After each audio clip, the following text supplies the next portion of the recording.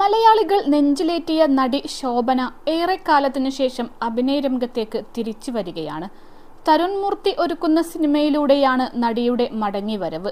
മോഹൻലാലും ശോഭനയും വർഷങ്ങൾക്ക് ശേഷം ഒരുമിച്ചെത്തുന്ന സിനിമയുമാണിത്.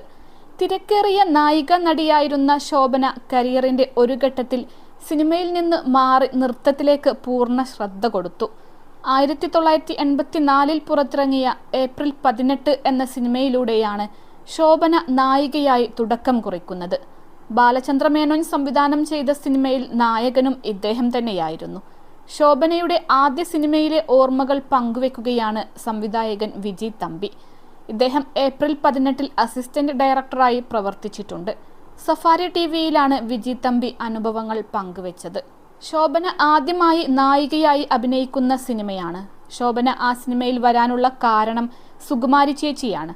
സുകുമാരി ചേച്ചിയുടെ ബന്ധുവാണ് ശോഭന. ലളിത, പത്മിനി, രാഗിണിമാരുടെ സഹോദരനുണ്ട് ചന്ദ്രകുമാർ. അദ്ദേഹത്തിന്റെ മകളാണ് ശോഭന. സുകുമാരി ചേച്ചി റെക്കമെൻഡ് ചെയ്തിട്ടാണ് ശോഭന വരുന്നത്. ശോഭനക്ക് അന്ന് 13-14 വയസ്സേയുള്ളൂ പ്രായം. കുട്ടിത്തം മാറാത്ത അവസ്ഥയാണ്. ആ സമയത്താണ് ബാലചന്ദ്രൻ മേനോൻ സാറുടെ ഭാര്യയായി അഭിനയിക്കുന്നത്. +2 ഡിഗ്രി കഴിഞ്ഞവർക്ക് വേൾഡ്സ് ഫസ്റ്റ് AR/VR ക്ലാസ് റൂമിലൂടെ സ്മാർട്ട് ഫോൺ എഞ്ചിനീയർ ആവാം. കൂടുതൽ അറിയാൻ വിളിക്കൂ ബ്രിഡ്കോ ആൻഡ് ബ്രിഡ്കോ. എനിക്ക് തോന്നുന്നു ആ കുട്ടി സാരി ഉടുക്കുന്നത് തന്നെ ജീവിതത്തിൽ ആദ്യമായിട്ടായിരിക്കും. സെറ്റിൽ വന്നാൽ എപ്പോഴും കുട്ടിത്തമാണ്. മലയാളം അറിയില്ല. കൂടുതൽ അറിയാവുന്നത് തമിഴാണ്. ഇംഗ്ലീഷും അറിയാം. മലയാളം വായിക്കാൻ അറിയാത്തത് കൊണ്ട് ഇംഗ്ലീഷിലാണ് എഴുതി കൊടുക്കുക. അതിലൊന്നും താല്പര്യം കാണിക്കില്ല. നന്നായിട്ട് പടം വരയ്ക്കുമായിരുന്നു.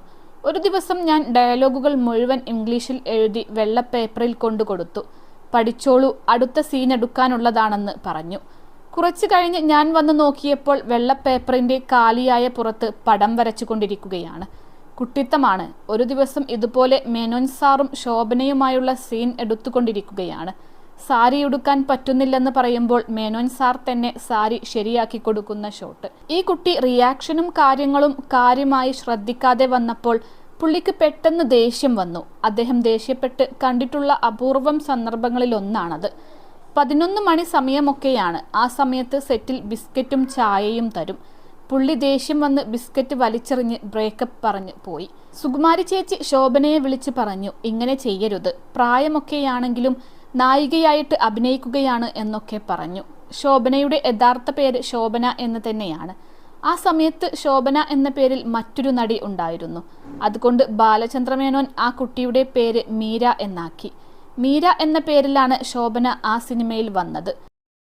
3 ലക്ഷത്തോളം സന്തുഷ്ടരായ ഉപഭോക്താക്കളും 2 ലക്ഷത്തോളം തിമിര ശസ്ത്രക്രിയകളും പൂർത്തിയാക്കിയ മലബാറിലെ ഏക കണ്ണാശുപത്രി Al Salama eye hospital, hospital road, Perinthalmanna.